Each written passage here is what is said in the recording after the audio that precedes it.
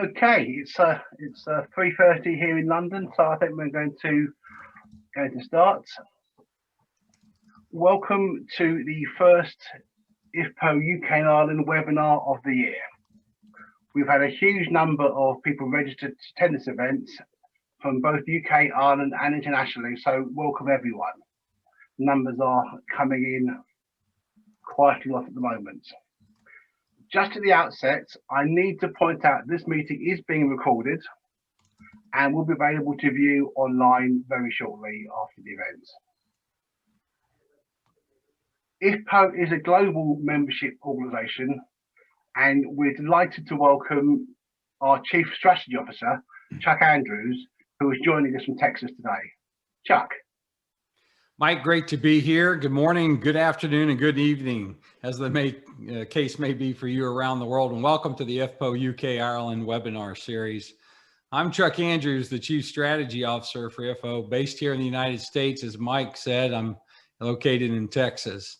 Hey, it's really my great pleasure and with great enthusiasm that I get to introduce the Executive Director, Sandy Davies, who's been around for almost 40 years in this organization. And as the Executive Director, Sandy oversees IFPO's expansion and efforts globally in 56 countries. And she's also published 14 books around training and learning as it supports IFPO's training and certification efforts. So without further ado, Sandy, welcome. Well, thank you, Chuck, for that introduction. I really appreciate it. I echo your comments, Chuck, in that I'm really excited about this webinar. I think that we're really making some inroads internationally, and I know that all of you are attending, may be attending for different or various reasons. First and foremost, I hope that everybody enjoys the webinar. It's an excellent opportunity to develop, work on your professional development for yourself or your employees. As we all know, as security practitioners or educators, that professional development is key to career advancement. And there's some real opportunities in the security industry right now to take advantage of those career opportunities. So again, I'm just delighted to have you here. I hope you enjoy the experience. I hope that you'll come back and visit us. But in the meantime, I want to thank all of the people behind the scenes on putting this webinar together, and as well as our presenters. I know that this is a time-consuming process, and we value and treasure your commitment to the IFPO, but in addition to paying back to the security industry, for lack of a better word. So again, a big thanks out to everybody. I think Chuck pretty much summed up my involvement with the IFPO, although he said 40 years, and I don't know if I can convince you that I was only 7 when I got started. I'm not sure. But anyways, that really ages me, like I'm a dinosaur in the industry, but I'm okay with that.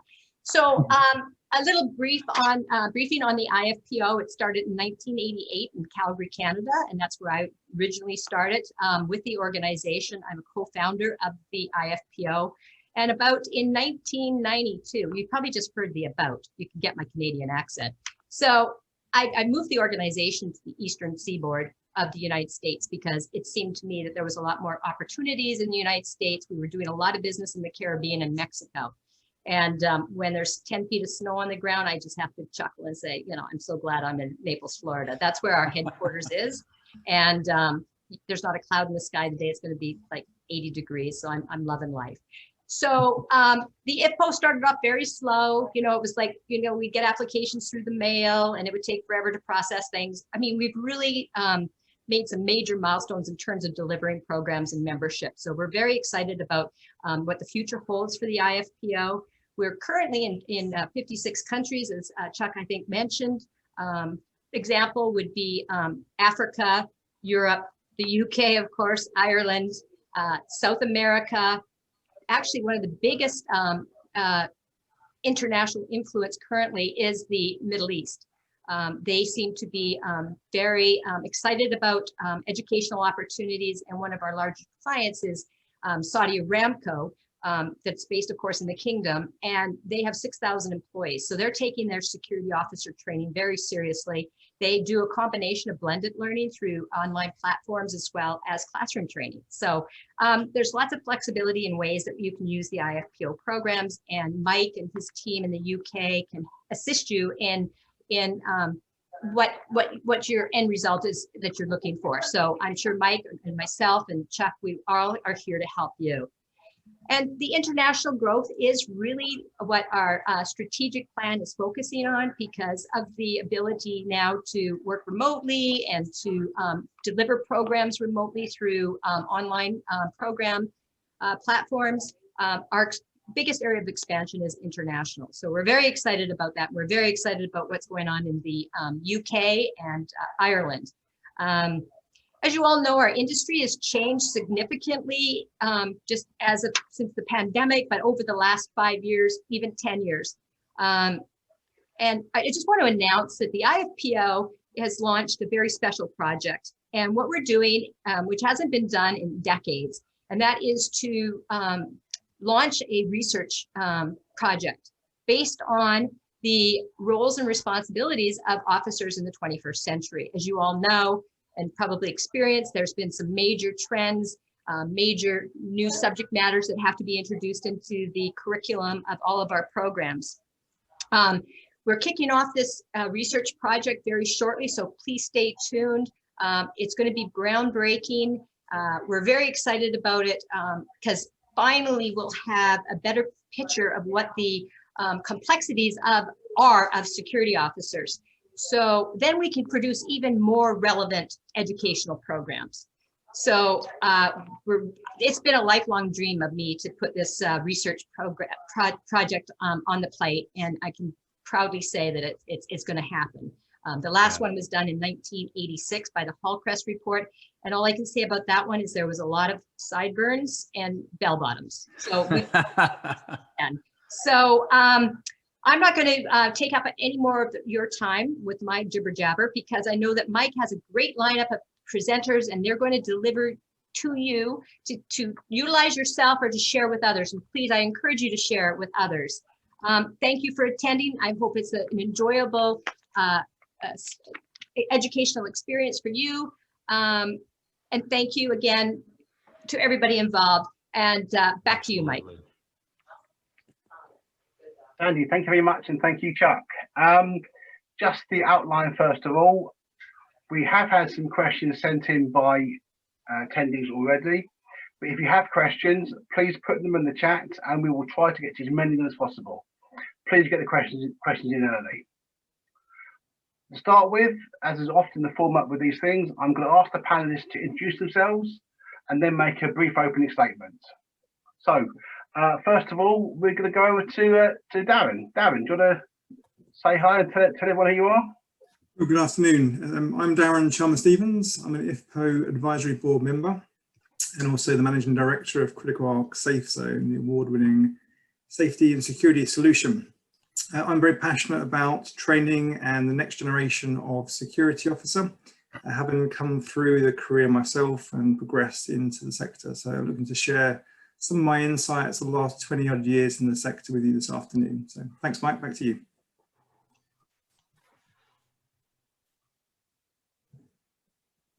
I was muting myself. Okie dokie. Next up, we have Les. Hello everyone, it's my pleasure to be here with you all today. My name's Les Allen. I'm also a member of IFPO's Advisory Board for UK and Ireland. I think I've clocked up so far 44 years career experience in police, government and a higher education sector. Similar to Sandy, I think I started working as a very young child to try and put my vintage a bit where I am. The organisation I work for just now has campuses throughout the UK, the Middle East and the Far East and Malaysia. I'm a frequent traveller and speaker at conferences at various points across the world, and I'm currently Vice Chairman of the Association of University Chief Security Officers, which has 236 institution members across the globe at the moment.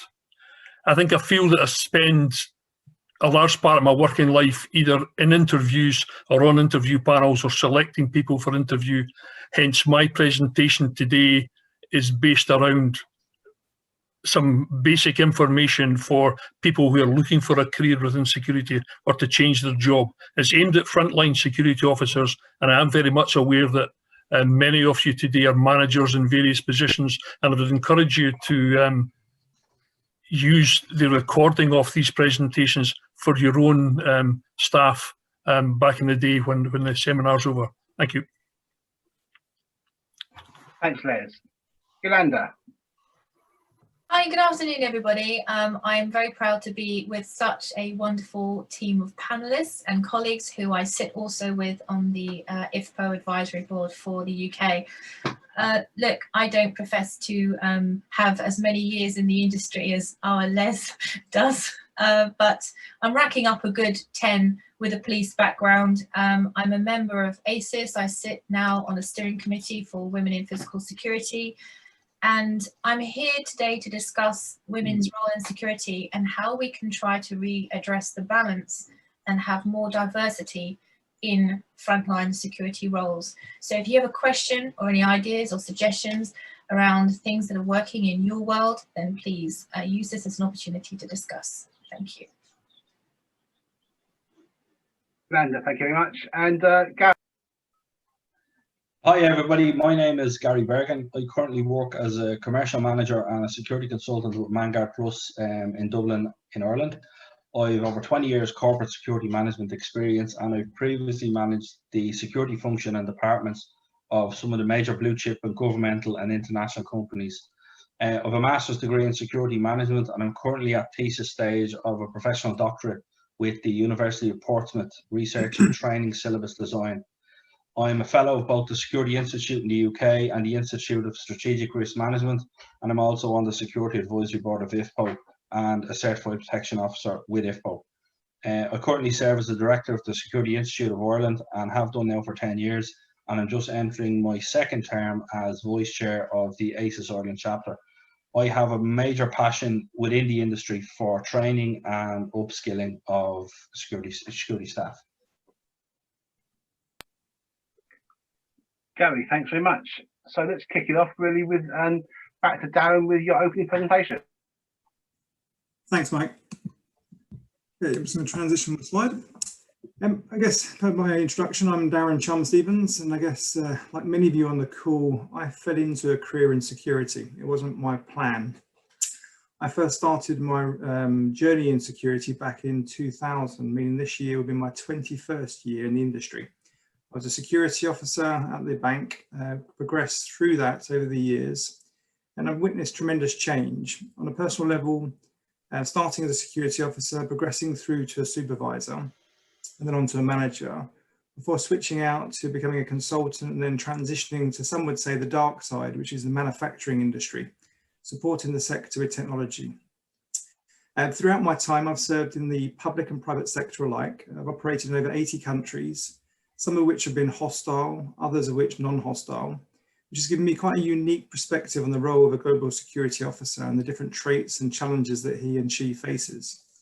If I fast forward 20 years, I'm now the managing director of an international software company with offices across the globe supporting millions of users of software with my software, enhancing their safety and security. So again, giving that day-to-day interaction with security and the role that they do.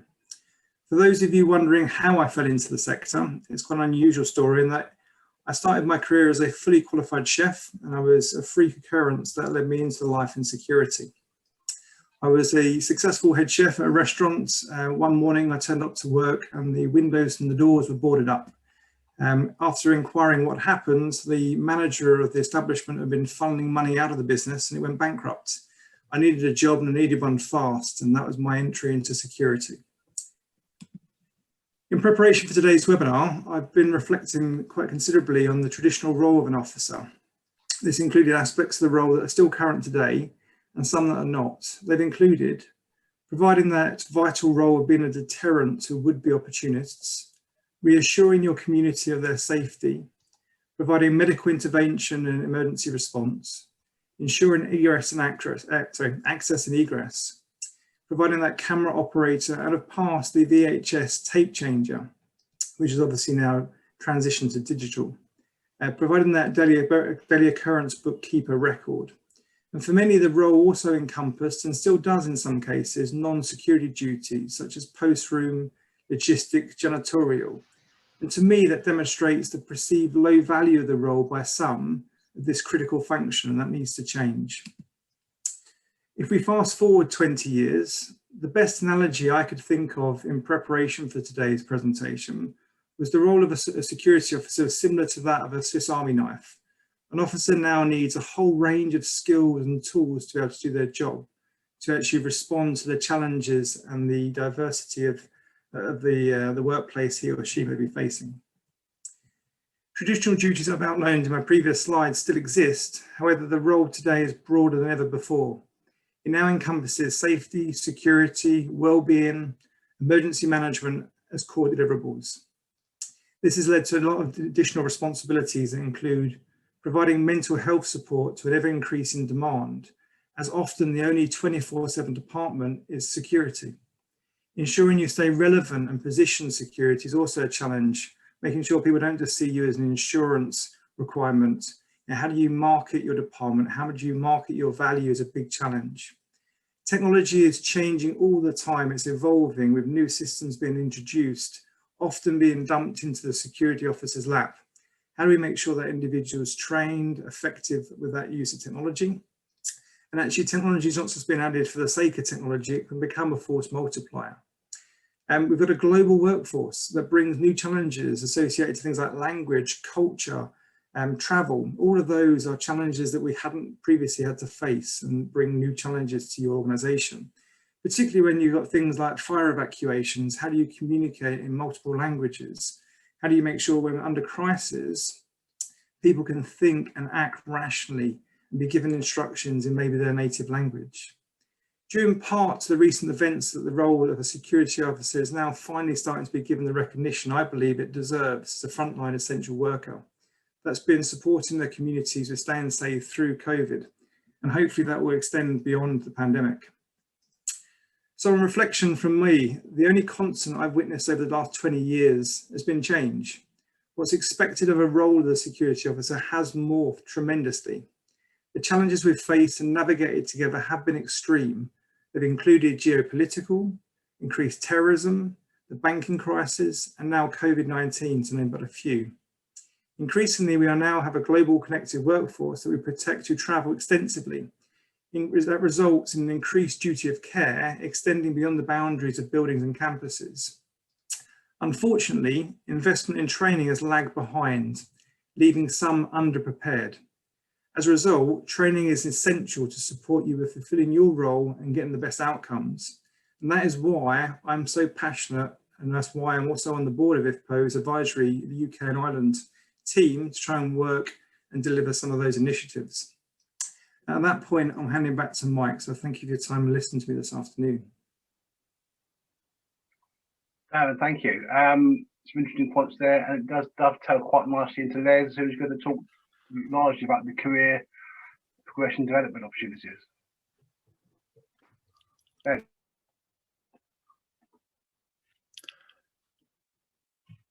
Thank you, Darren. Could you advance the slide, please? Thank you.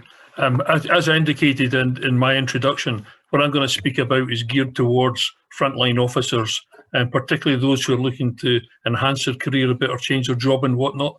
I think one of the first things that you have to consider is, what do you want your career to do? Do you want a job and that's all you want, and you're quite happy to attend your work, pick up a salary, apply for a new job? That's fine with employers as well. All they ask in return is that you do show up, you've got a good attendance record, you discharge your duties, you show a bit of integrity, and that's fine because the industry really needs tens of thousands of people like that. Conversely, if you decide that you would like to have further enhancements to your career or look for different job opportunities, you've really got to give yourself the edge. And the only way to really do that, to make yourself more marketable, is to invest in yourself, get yourself some more experience, qualifications, training. I would refer to you, obviously, as part of not a sales pitch, but a recommended pitch here. Look at IFPO's website for all the the fairly low cost development, training and qualification opportunities that are available. I would certainly commend that to you to look to see what you can pick up to enhance your chances of changing your career, enhancing your career, and taking your ambition where you want it to go. Be aware that from an employer's perspective, most employers look very favourably on applicants who seek to enhance their own personal skills. Next slide, please, Darren. Just some tips when you're looking at applying for jobs. Invariably, everybody uses a CV of some kind. It's their mainstay support for their own application. I certainly find it time and time again looking at CVs, particularly within the security industry, where many of the applicants are coming from previous careers, particularly from the military, police, prison service, that type of background a bit. And we often see right the headline is, I have numerous transferable skills. At this point, I would say to you, think carefully how you sell your transferable skills.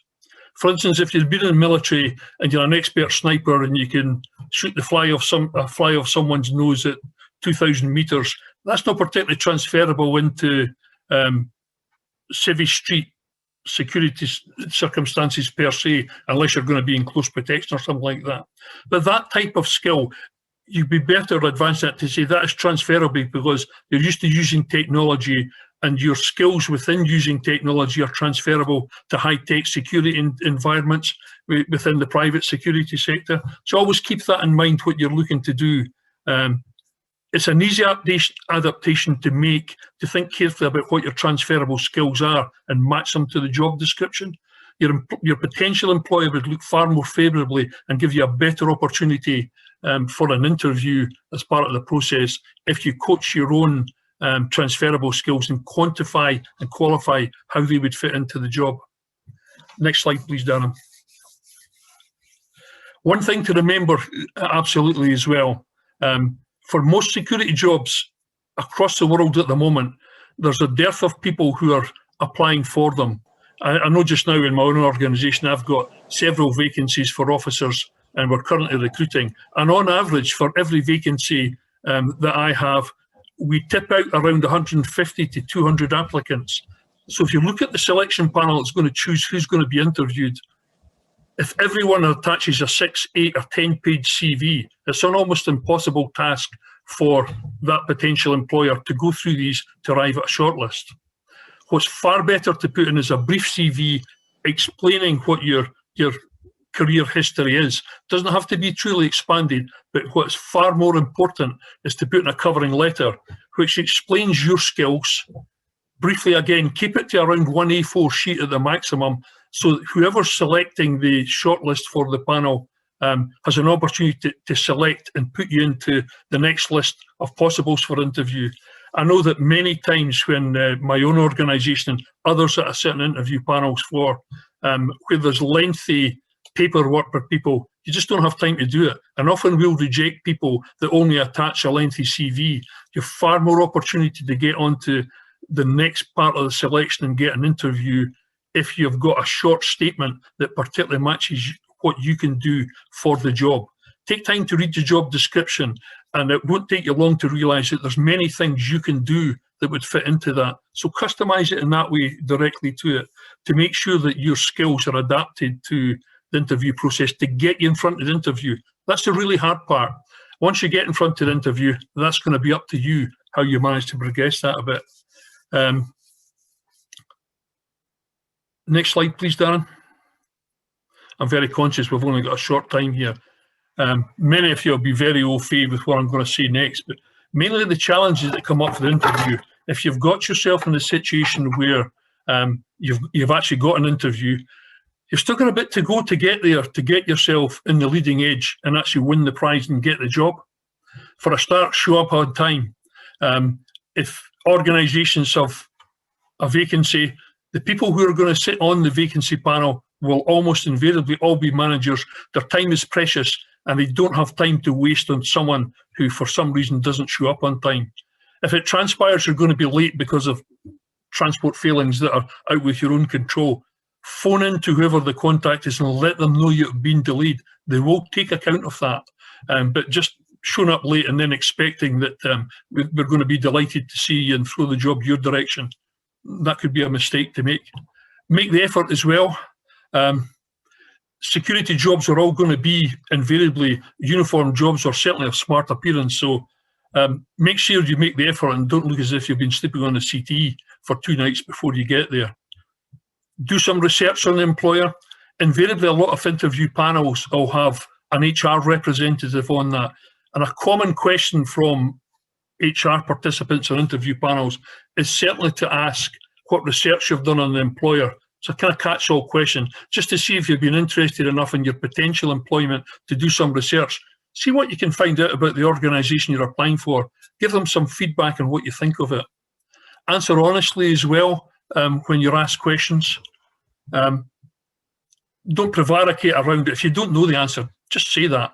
That will be appreciated and recognised rather than waste your time with a big lengthy waffle that transpires to be meaningless at the end of it.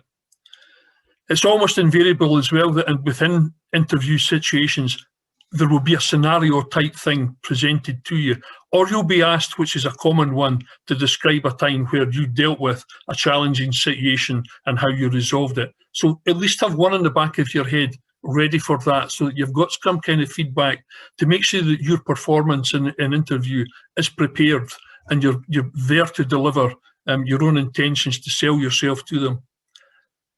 Usually at the end of the interview session, the panelists will change it back around you to see if you have your own questions on it. I find it very disappointing when people who are being interviewed, they say, well, no, not really, or they ask about terms and conditions. Terms and conditions, hours of work, salary and benefits are all things that are there for discussion.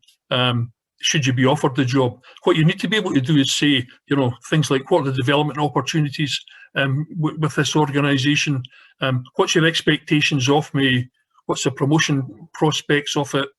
That type of thing is really where you need to bring it to as your concluding part of it. Because remembering as well, that's the final chance you have to impress on the panel and stick in their mind when they're later on doing a sift to see who they think they're going to take forward for that particular vacancy. Could you bring up the next bullet, please, Darren?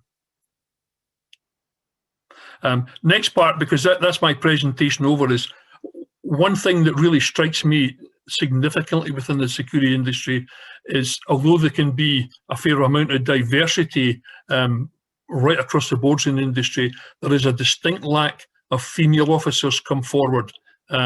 I think Yolanda will expand on that a bit more in the future. I find it very disappointing. From a university environment, I would much prefer to have the overall diversity, but certainly the gender balance around 50-50. Just when I look at the gender balance of our students and our staff populations, I find it's very difficult to achieve. Even on the aspect of potential female officers applying for vacancies, they're a very low percentage compared with the overall submissions and applications for jobs. So that's something I would encourage you to dwell on, think about why that is and what we can do to overcome it. That concludes my short presentation, and I think I've opened the door a bit for Yolanda now to go ahead with hers. Great, thanks, Les. Yeah, the diversity, gender diversity is a big issue. Yolanda, over to you, and Sandy, obviously on the call as well. If you feel free to chip into Yolanda as well. I know she'd appreciate any thoughts from over the pond. Yolanda. Hi, yeah, look, I mean, Les, we've had conversations, haven't we, around, you know, why there is such a low number of female applicants into the security entry level. But there's no doubt about it, you know, women do want to work in security. We've already seen over the last 10 years incredibly higher results with analytical work around cybersecurity, risk management, intelligence and investigation roles. There's a lot more women applying for those roles than there ever were.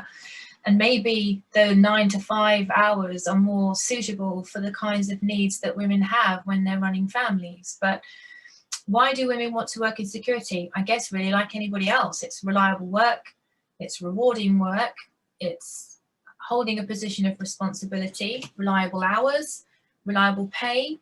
It gives structure to work-life balance. and it can be a very natural adaptation to natural skill set. So why is it incredibly hard at the moment to have women in physical security roles on the front line? I guess really there are long hours, you know, early starts, late finishes, and this just isn't really conducive to women who have childcare responsibilities.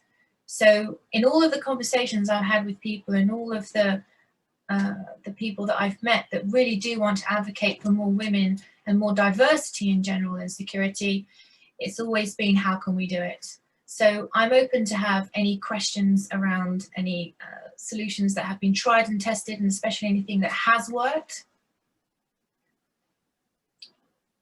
Mike, have we had any questions come in yet around diversity? We've certainly had some comments in about gender diversity, but I see we've got Sandy on the call, so Jane King has come on. I don't know whether Sandy or Jane, you've got any comments or thoughts on the diversity. I know, Jane, that's something you're very passionate about. If you can, if you're able to comment, if not, we can come back to you later on. Hi guys, can you hear me? We can. Hi, Jane. Hi everyone. Sorry I was late for joining, and actually I'm on the mobile, so I don't know how much longer I'll stay with you.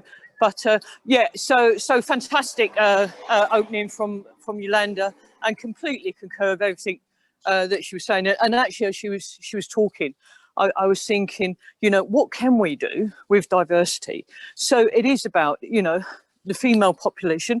They will be primary looking after the families, but also in this day and age, they'll probably be the primary carers as well. So we need to think about how we can address some of those needs. But there was some research done, and I will try and find it and send it out. I think it was in Australia, but when they looked at the way the job advert is written, that actually it's written quite masculine. So the wording used was very male orientated, so dynamic and forceful, etc. And women will look for different words. So when you're recruiting, think about the way that you write the job advert and make words more, shall we say, sensitive. All I'm going to say is I haven't got it right yet. It's a work in progress, but let's try and move forward with it. That's it. Back to you, Yolanda. Thanks, Jane. No, that is incredibly good, and I'm sure that there'll be lots of people who will take that away. Even I hadn't considered the kind of phraseology around job descriptions. I know that we're getting better, because when we're looking for blended service delivery in receptions where we need SIA licensed qualified security personnel but have that beautiful concierge hotel style delivery and the communication skills, that whole customer feeling when you walk through the door, that's enabling a lot more women to enter into an arena that's been fairly masculine up until this point. But have we considered job sharing?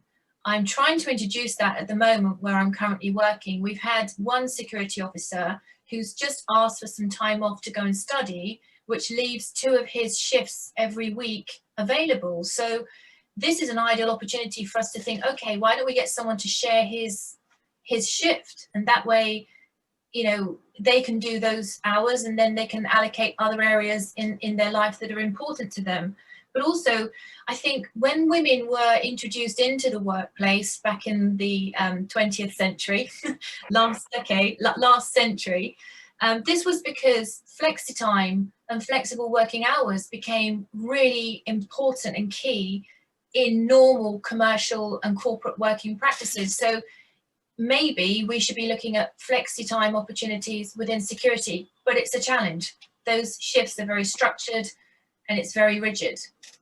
Hey, Mike, this is Chuck. We do have 3 related questions around women in security and diversity. Should we go into those? Yes, please. Yeah, I mean, we want to go on to Gary Ireland as well, but I think while we're on the subject, let's press on with you, Amanda. Put on the spots. The first one that came out was from one of the attendees and stating, quote, in response to the comment, reference attracting females to security roles, they have tried to make security roles more attractive to any candidate And they apparently, this particular person has worked really hard on making it a nice place to work, easy to conduct initial training, providing mentors, improving and simplifying SOPs, etc. This appears to be working, and we've attracted a few different successful applicants. That's the first question or comment that came in. Yolanda, would you like to respond to that? I think that's great. I think, yes, environment, let's face it, we've all been into security officers' break rooms, and they are usually broom cupboards hidden in a staircase or in a basement somewhere. So we've all been there and seen them. I think that's an incredibly valuable point, which even I'll take away. We have a second one stating that I found female colleagues more analytical than male colleagues, especially in the field of security. And one of their team members who's female generally feels more confident when she shares some of these reports or transformation of that data to actual information. I think we can agree that any workplace has a finer service delivery when you've got a complement of diversity in that workplace. There's no doubt about it. Both sexes are able to draw on each other's individual skill set, and that's why even in the police or even in the military, having male and female teams and partners in the workplace is really effective, just because brains think differently. Yeah, no, exactly.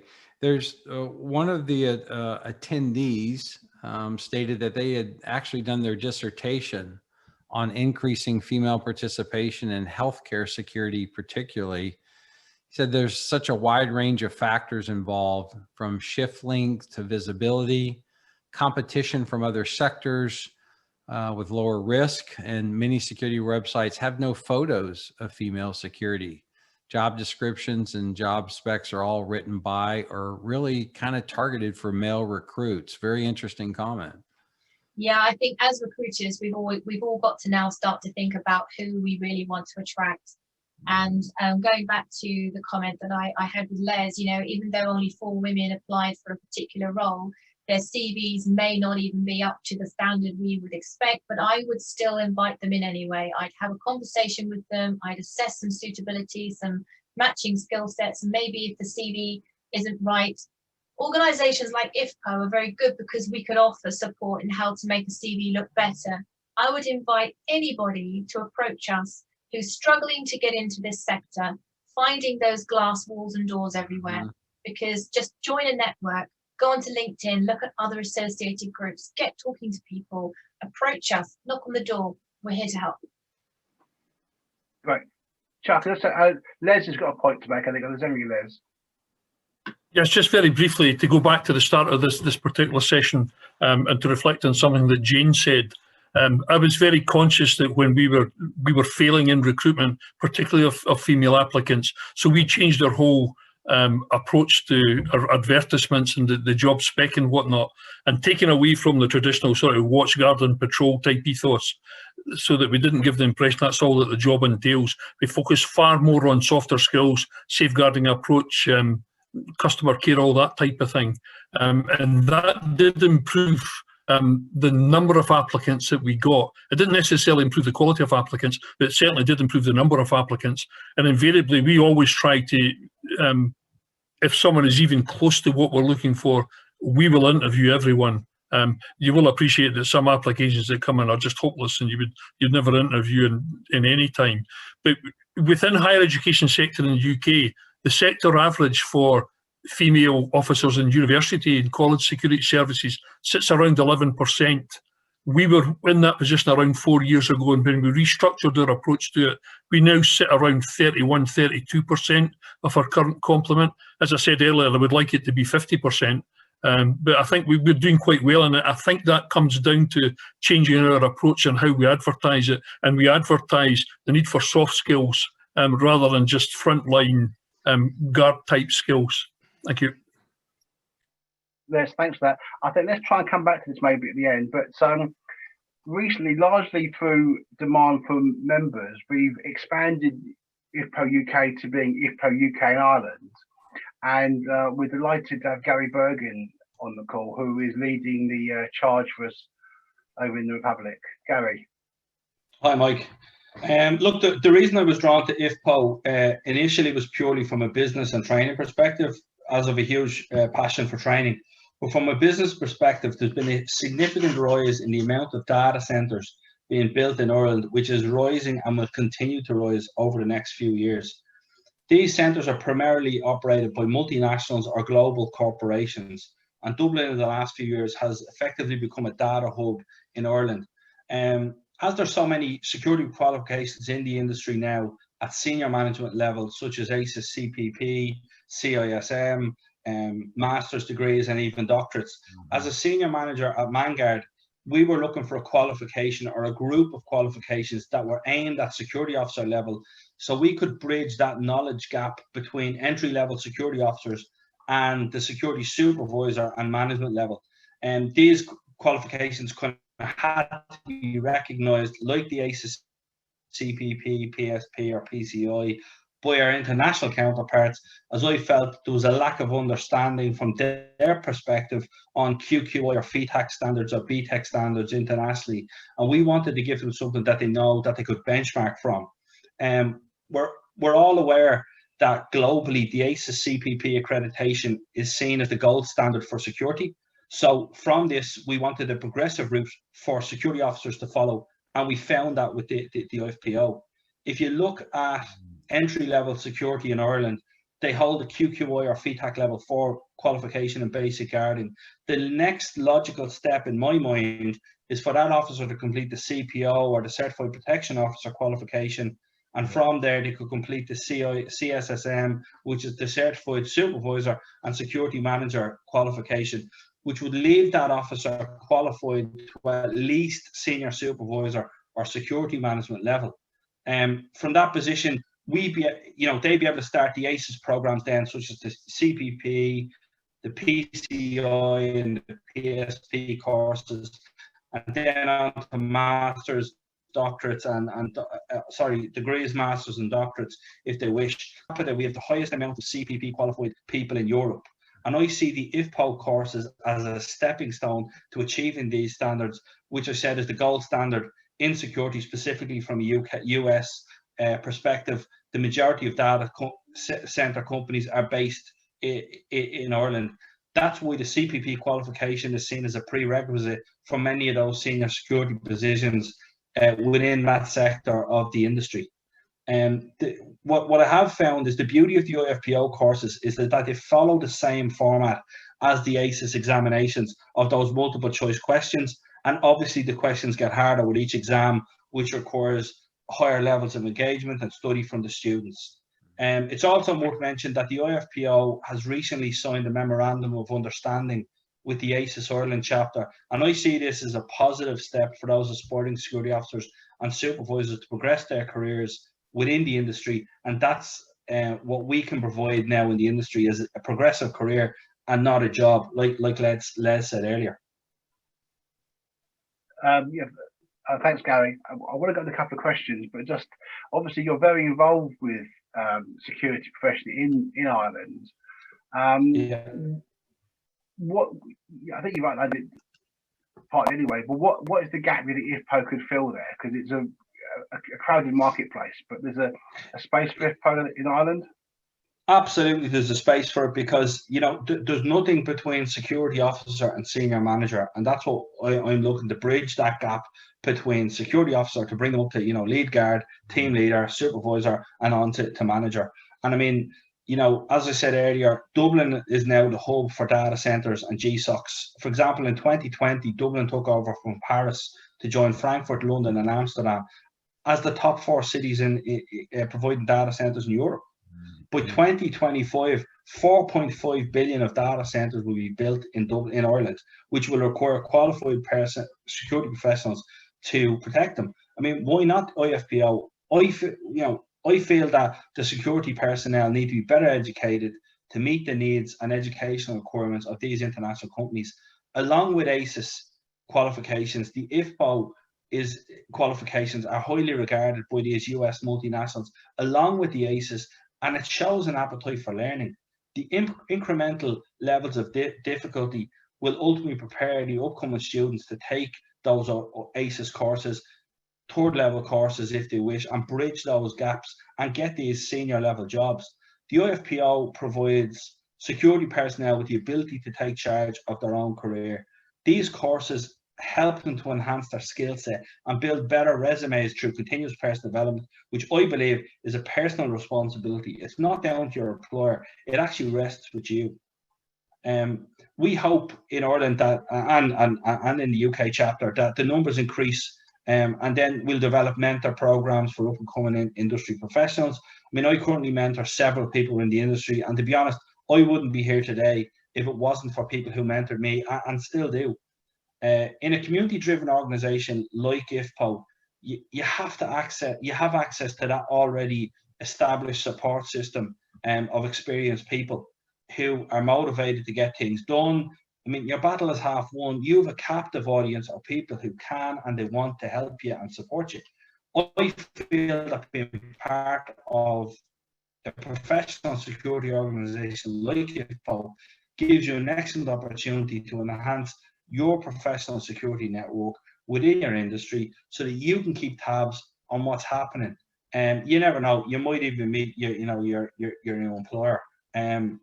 We'll try to accomplish these through webinars, lectures, meetings, obviously once the COVID restrictions are lifted, so our members can keep themselves updated on the latest industry innovations, research and trends. And you become an advocate for your industry at the IFPO, as most companies have the same, we all have the same issues that impact nearly all businesses that operate within this space, including the different laws, regulations, policies, that can prevent businesses from growing to their full potential. And professional security organizations like IFPO can even lobby the security industry regulatory bodies in your country, or even the governments, on behalf of the industry to ensure that their interests are protected.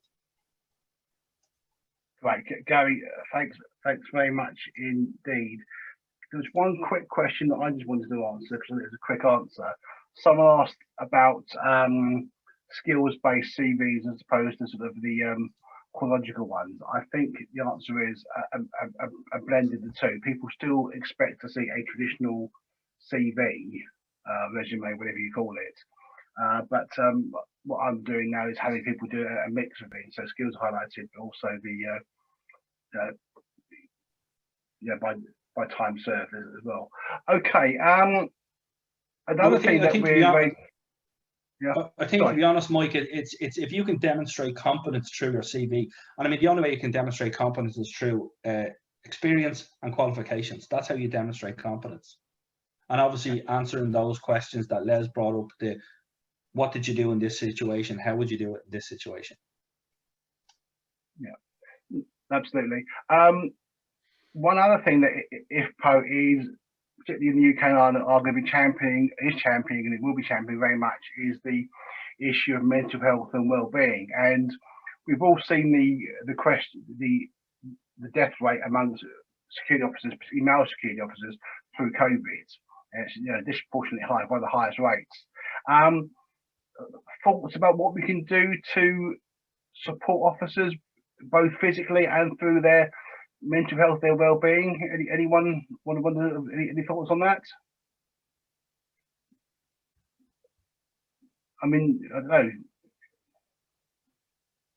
know we could launch some training on this in the next shortly. But Chuck, how are you doing that issue over in the US, the well-being issue?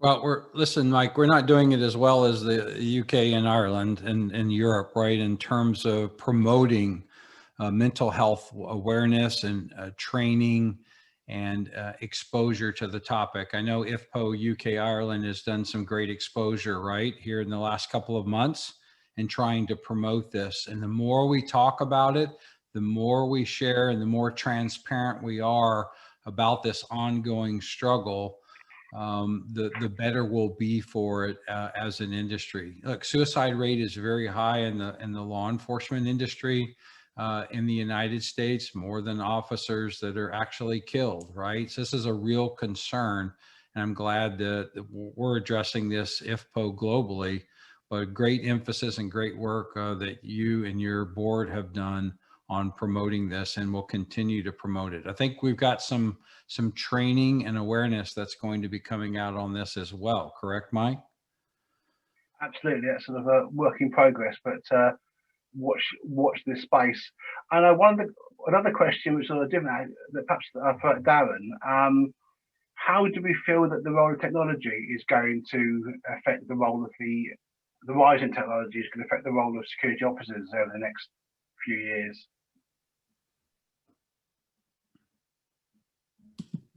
Darren? Thanks, Mike. Darren? I guess a couple of areas there. So firstly, technology is evolving, as I mentioned earlier, and some of that's good, some of that not so good. It really has to serve a purpose, and security officers, sometimes their most effective tool is a wheelie chair in the control room, because they get so many systems added to that control room that really all they are the most effective tool going between those different systems. So I think they have to be integrated. And they have to act as a force multiplier approach, where adding something will make that role and that officer's duty more effective. And communication is a big one. Being able to create that force multiplier approach where you can communicate to large volumes of people. Training, again, is a big piece. Again, often technology is introduced without the rigorous sort of thought process behind how it's going to impact operations, SOPs. Continuing to train as well. Training once is not good enough. You need to continually train the individuals. New versions of the software and technology comes out. So to get the most out of technology, you really need to think about what the objectives are, making sure you've got plans in place to fulfill those, to measure those, to train the individuals to get the best out of those systems would be my initial thoughts on that. Great, thanks, Darren.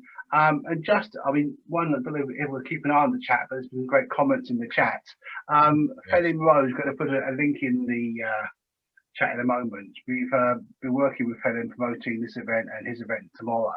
So if anyone wants to, he has some great speakers tomorrow. So please, once he's posted the link, feel free to check out the sessions tomorrow. Going back to the diversity issue. Yolanda, you mentioned about perhaps offering split shifts, time off and something. How realistic is that? How hard is it to manage that from an operational point of view? Well, I think our currency in security is to trade in hours, and it's still very difficult to get even client teams around the mindset that we could be looking at it a different way. But I think it's the security providers, the outsourced security companies that really could take a lead. And I think if we delivered it and provided good business justification, I'm sure every single client would say, great, I really am supporting your initiative to introduce more diversity into our workplace. But on the flip side, I've been quite close to circumstances where clients have been very worried about having female security officers as first responders working on night shifts in a lone role. But really, there shouldn't be those concerns, because if we're a responsible organisation, we have all of the right procedures and processes in place and the right training and delivery, and everybody understands their roles. There shouldn't be a concern that just because a woman's doing a night shift on her own, that she's at more risk than a man. So some things to consider there, but we've got a real opportunity to really try and lead and influence. Absolutely. And just had a comment from Chris Middleton, also on our advisory board. It's about a question really. How do we change the perception? The comment he made is, I want someone to work with someone who has my back if things go wrong. Perhaps asked as a Les, as an end user. Is the perception that female officers are less able to deal with issues? It shouldn't be, but what's it like out? Certainly in the tertiary education sector, I don't think that really comes into it. I think there's equal confidence in the female officers that they have. I could see perhaps there is something from different type environments, but certainly the environment that I've been in for the last countless years, female officers are certainly regarded in terse situations exactly as capable as male counterparts to back up a colleague. I don't see that as an issue in a sector that I'm working in. We have had some recent experiences. For instance, last week I had a young female officer who was assaulted by a student. it wasn't because she was a female. I think it was just because she was there and she actually did a good job of it. And I don't really think it impacts on the sector that I'm in. Perhaps some of my colleagues who are on this from the tertiary education sector would disagree in their own experience, but certainly in my rather extensive experience, it's not been an issue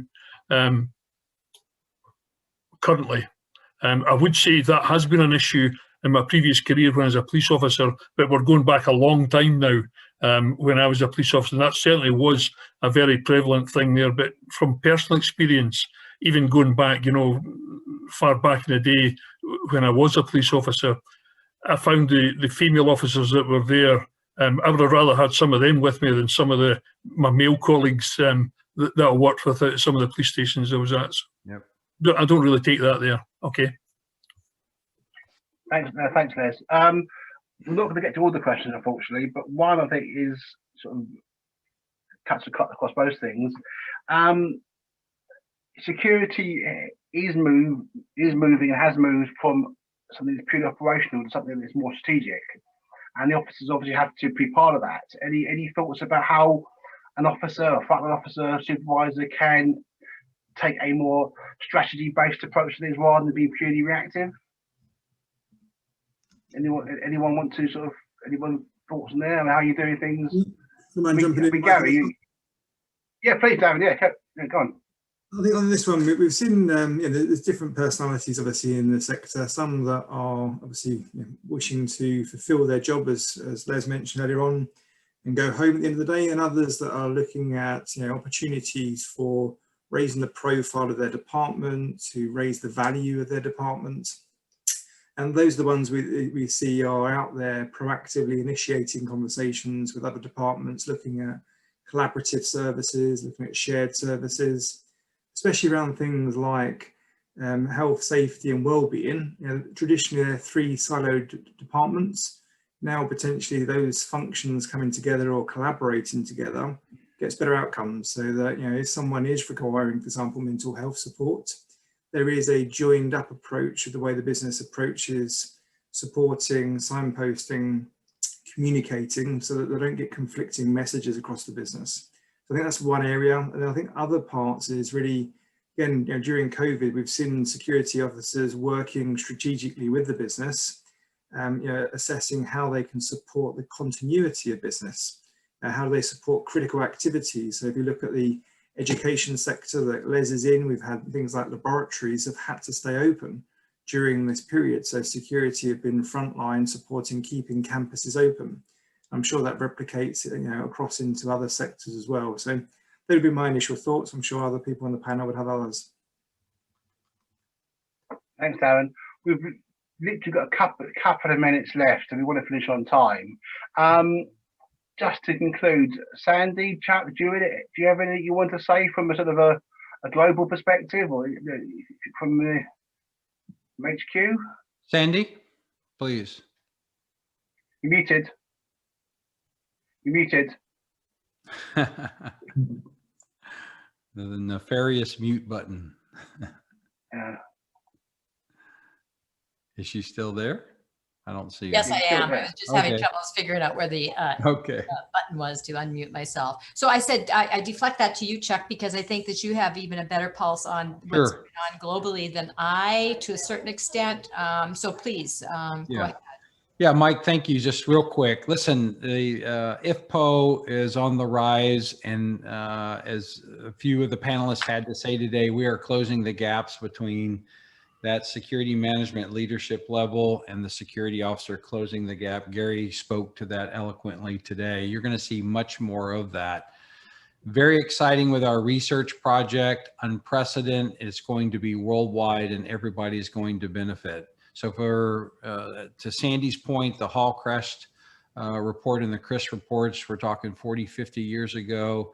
This research that we're doing is unprecedented, has not been done in decades. This is going to be a big win for IFPO, its members, and for the security industry worldwide, and we're looking forward to it. We're also looking forward to more webinar series from the UK, Ireland, and other regions around the world. Thank you for joining us. Mike, I'm going to turn it back over to you to close us. Chuck, thanks very much. Chuck and Sandy, thank you for joining us from the US. Thanks to the panel, and I think some really interesting points covered there. Final point, Paul, we've got the slide on there. We have our app, the IFPO app, so please feel free to download that. It's on the website, or drop me an email. There will be a follow-up email from this. Look at the websites. We launched a new wellbeing address for people who want to talk about things. Not on there, but we do have the IFPO Ireland website as well. So, which is IFPO Ireland. .org, I think it is, but have a look at that for just the main ones. But thanks for everyone. This will be it's our first one of hopefully many. So thanks very much, and we look forward to talking to you again in the future. Take care, everyone. Thanks for joining us.